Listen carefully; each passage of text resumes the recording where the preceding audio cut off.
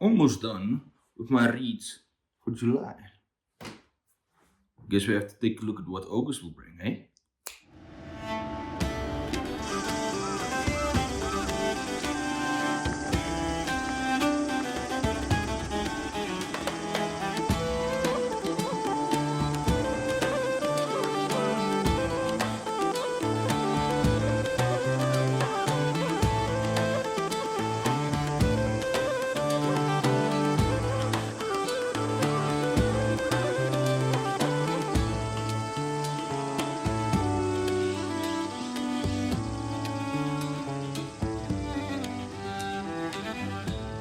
Ladies and gentlemen, miscreants, mollifiers, I am the Anonymous Library. You can call me Al. And welcome to the show, to another TBR video. This time for the month of August. What is laying ahead? What is coming up? What am I going to read? Because let me tell you, with the July reads, looks like I'm gonna round them up all pretty easily, pretty smoothly. So we better talk about these before I'm starting to get into them, right? Let's start as we always do with the comics and manga. And the first we'll be picking up a comic, 100 Bullets, book number 2, since I read book number 1 in July. It was my second time reading book number 1, and I've always wanted to continue with this series and it just slipped my mind. And now I'm gonna go forward. Book number 2, really excited to see where this actually goes. Nothing I can read here, it has the same synopsis that book number 1 has. But yeah, I'm excited to see what's going on, to delve deeper into this strange, weird mystery of who are the actual players? What are anybody's goals in here? Reading book 1 again, it leaves way more questions than answers. You wonder what is actually happening here? And next, my first manga for the month will be One Piece, Volume 7, with Sanjay on the front. My favorite character, and I've barely gotten to know him so far. So it will be Volume 7. I am excited. It's One Piece at this point, right? What more do I need to say? The fact that Sanji is on the front gives me a lot of hope and excitement. I want to learn more about this guy. And yeah, I had so much fun with Volume 6. Now, let's get into this stuff. Let's go crazy with it. But then, of course, I have to go back to the comics, and surprise to everybody, Saga, Volume 7. And yeah, Saga, my favorite comic, I always said, Volume 7, excited. So, Volume 6 was the end of the Book 2 arc, if you got it like that. I got the compendium, so I'm 2/3 through this. So it's only the Book 3 arc that's left still. And that starts obviously with Volume 7. Yes, and I am excited to get into it. Man, and I think we might be getting another time jump. We'll see. I'm excited.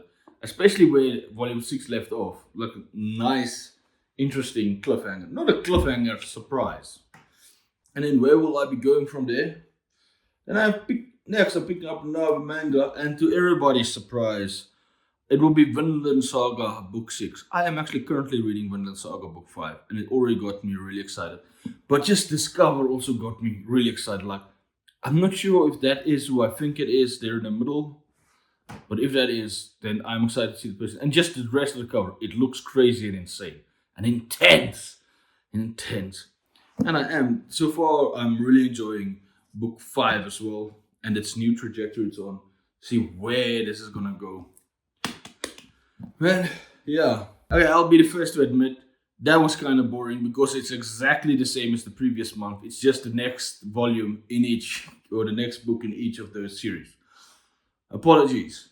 Now we get into something more interesting, more diverse. Let's get into our non-fiction for the month of August. And first, I will read the last of my non-fictions that was on my must-reads list that I still have to get to. Stanley Kubrick Directs by Alexander Walker. Now, Stanley, it is a 300-page book, but there are a lot of illustrations in here, so yeah, there's just intense. So I expect I will be going through it pretty quickly. But just a little teaser of what is Stanley Kubrick Directs, although I say it's pretty obvious from the title. I'll give you this. Richly illustrated with over 350 stills, which add force to the detailed analysis of style and content. This book traces the flow of Kubrick's work from Paths of Glory to Doctor Strangelove, 2001: A Space Odyssey, and A Clockwork Orange. So this will be like the third analysis type book. Also, the other two I read dealt in other stuff as well. Like Cinema Speculation was part biography, part analysis. Same with Jane Austen, a biography. This one seems like it's going to be only analysis, and it only goes to A Clockwork Orange. I know there's an updated version of this one that deals with the rest, but I think like if I really enjoy this one, I'll look to find that updated one so that I can read. Like then it's like Barry Lyndon, Full Metal Jacket, and Eyes Wide Shut that still need to be part of it. Kubrick is just one of my all-time favorite directors, and I've been really enjoying doing this thing with reading about people analyzing the craft and doing really well. And I know apparently Kubrick collaborated with Alexander Walker. He gave him a lot of access to make this book, which makes it for me even more fascinating. Moving on from there, I will be picking up a biography. Mornings on Horseback by David McCullough. This is about Teddy Roosevelt. And so let's read what it is about. Mornings on Horseback is the authoritative biography of the young Theodore Roosevelt, written by David McCullough, the author of presidential biographies Truman and John Adams. This is the story of a remarkable little boy, seriously handicapped by recurrent and almost fatal asthma attacks, and his struggle to manhood, an amazing metamorphosis seen in the context of the very uncommon household in which he was raised. His father was the first Theodore Roosevelt, a figure of unbound energy, enormously attractive and selfless, a god in the eyes of his small, frail namesake. His mother, Mittie Bullock Roosevelt, was a southerner and a celebrated beauty, but also considerably more, which the book makes clear as never before. There were sisters Anna and Corinne, brother Elliot, who becomes the father of Eleanor Roosevelt, and the lovely tragic Alice Lee, TR's first love. And while Abraham Lincoln, Mrs. John Jacob Astor, and Senator Roscoe Conkling play a part, it is the diverse and deeply human Roosevelt family, all brought vividly to life, which gives this book its remarkable power. Mornings on Horseback span 17 years, from 1869, when the little Teddy is 10, to 1886, when as a hardened real-life cowboy, he returns from the West to pick up the pieces of his shattered life and begin anew as a grown man, whole in body and spirit. It is a book about life intensely lived, about family, love and loyalty, about grief and courage, about blessed mornings on horseback beneath the wide blue skies of the Badlands. It is at once an enthralling story, a brilliant social history, and a work of important scholarship that does away with several old myths and breaks new ground. Winner of the National Book Award for Biography, winner of the Los Angeles Book Prize for Biography. I mean, I've heard a lot about Teddy Roosevelt, I've heard a lot of crazy stuff about when he was a kid. I wanna know more. I wanna know more. Now let's do the mundane fiction. And we will start off with a classic. The Hunchback of Notre Dame by Victor Hugo. I'm sure most people have already heard the story. Let me give you a taste. This is the unabridged version, which is important. One of the great romantic novels of all time, The Hunchback of Notre Dame, brings the medieval Paris to glorious teeming life. It tells the story of Quasimodo, the hunchback bell ringer of Notre Dame Cathedral, and his devotion to the beautiful gypsy dancer La Esmeralda. When the demented Archdeacon Frollo sets out to abduct La Esmeralda, he uses Quasimodo to do the evil deed on his behalf. But the plan has unforeseen consequences, and the innocent Esmeralda is charged with the murder of Phoebus, the man she was in love with.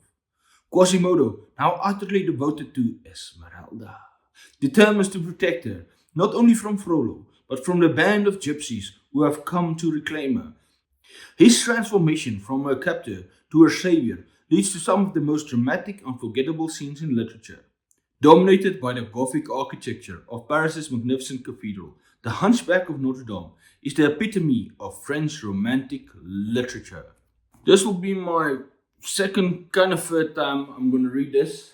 First time I read it, my brother brought it to me from when I was still in school. He was in university. He brought it to me from the university library. I couldn't finish it before he had to take it back because it was like on the break. Now I'll get to that now. But then I later on they gave me the abridged version as a gift, and that I finished. But I remember some of the stuff I read in here, the unabridged version, that was really great, and it wasn't in the abridged versions. I want to read the proper one again. But it was quite a slow read, the unabridged version, because a lot of it just goes into the architecture and life in Paris and what it's like. It feels halfway non-fiction and like just a love letter to Paris. And then the other half is the story that we kind of know of Quasimodo, Frollo, Phoebus, I think it's Phoebus, and Esmeralda. I'm going to keep saying it like that. And I'm just excited to properly read the whole one for the first time. From beginning to end. Pachinko by Min Jen Lee. So what is Pachinko about? Apologies for some of my pronunciations on this one. Yudong, Korea, 1911. Teenage Sanja, the adored daughter of a crippled fisherman, falls for a wealthy yakuza.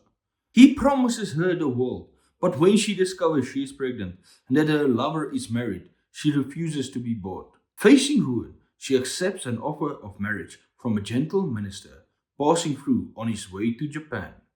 Following a man she barely knows to a hostile country where she has no friends, Sanja will be forced to make some difficult choices. Her decision will echo through the decades. Spanning nearly 100 years of history, Pachinko is an unforgettable story of love, sacrifice, ambition, and loyalty, told through 4 generations of one family. First of all, give some love to this cover. Isn't that just a gorgeous cover? One of my favorites I have, And I think that was the first thing. When I saw this cover for the first time on Goodreads, somebody was reading it. I was scrolling through it, so I was like, I want to read. What is this about? I think that looks like something I already read. And said, this sounds fascinating. And just the claim this book seems to have garnered seems awesome. I really am excited to read this. This is going to be so much fun. Boom, boom, boom, boom. Will I be able to finish both of those in a month? I really hope I get done. Apparently this one reads really fast, so yeah, I should. Or I'll get close to getting done. Don't doubt me, guys. Never doubted me. Now let's move on to the sci-fi and fantasy. First of all, I'll be continuing Solo Leveling Volume 5. Now, okay, small, maybe like an asterisk on this one. There is a chance, depending on what day I finish A Feast of Crows, and it looks like it shouldn't take me too long anymore. I might finish this one. I'll start this one likely in July, and I might just finish it in July, and then count it as a July read. I'm putting it now on so this is for my August TBR. It might end up in July, and then it's a July read. But if that happens, it's likely that I'll put the 6th volume in Solo Leveling just behind the 2 other reads I have in the Sci-Fi Fantasy for the end of the month. And then I'll still have at least 1 Solo Leveling read in the month of August. Does that sound fair? Does that sound fair? Next, we move on to some, I don't know if you can call this classic fantasy necessarily, but it is groundbreaking fantasy, and that a lot of fantasy offers today, and a lot of my favorite, point to this book as very influential. And that is Glenn Cook's The Black Company. Now, this what I'm holding up here is Glenn Cook's Chronicles of the Black Company, which got the first 3 books in it, which is The Black Company, Shadow Lingers, The White Rose. But I'm only going to read, and it's a 700 pager, no, too big. I'm only going to read the first one, The Black Company, about 200 pages. And what can we expect from The Black Company? One of the greatest fantasy epics of the age. Darkness wars with darkness as the hard-bitten men of the Black Company take their pay and do what they must. They bury their doubts with their dead. Then comes the prophecy. Oh, the White Rose has been reborn, somewhere to embody good once more. And here's a blurb from my favorite author ever, Steven Erikson. So I'm definitely going to read it. With the Black Company series, Glenn Cook single-handedly changed the face of fantasy, something a lot of people didn't notice, and maybe still don't. He brought the story down to a human level, dispensing with the cliché archetypes of princes, kings, and evil sorcerers. Reading his stuff is like reading Vietnam War fiction on peyote. I mean, who blurbs better than Erikson? I don't know. One of my main reasons why I want to read this is because of how influential Erikson says it is. And he is mainly the reason I want to pull this in. And I'm excited. I mean, I've heard a little bit about like the first 5 minutes on Audible once. Sounded interesting. Next, I am going back to a series. I read the first book earlier in the year, really enjoyed it. And I'm going now, finally, to the second book in the Winter Mage series, Dawn of the Empress, by Noreen Dorman and Catriona Ross, art by the incomparable Daniel Hichu. Just look, this is the student loves the wraparound cover.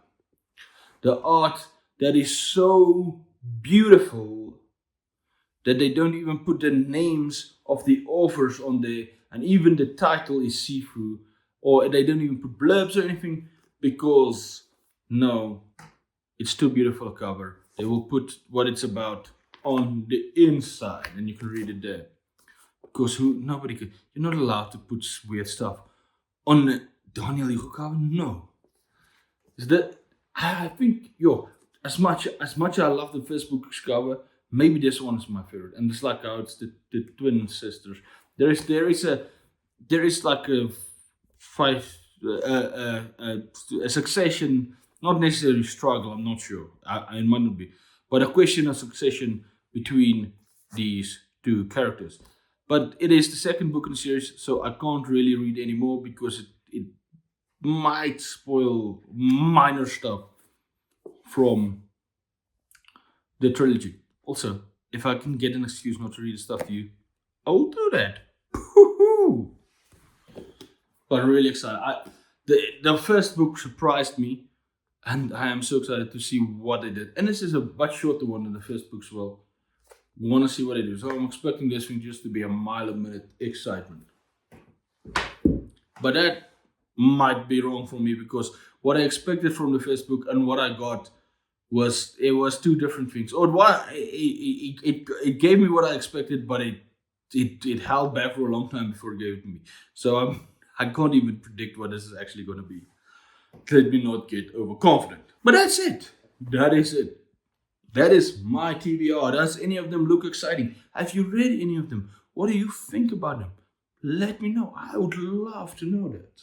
I am the Anonymous Librarian. You can call me Al.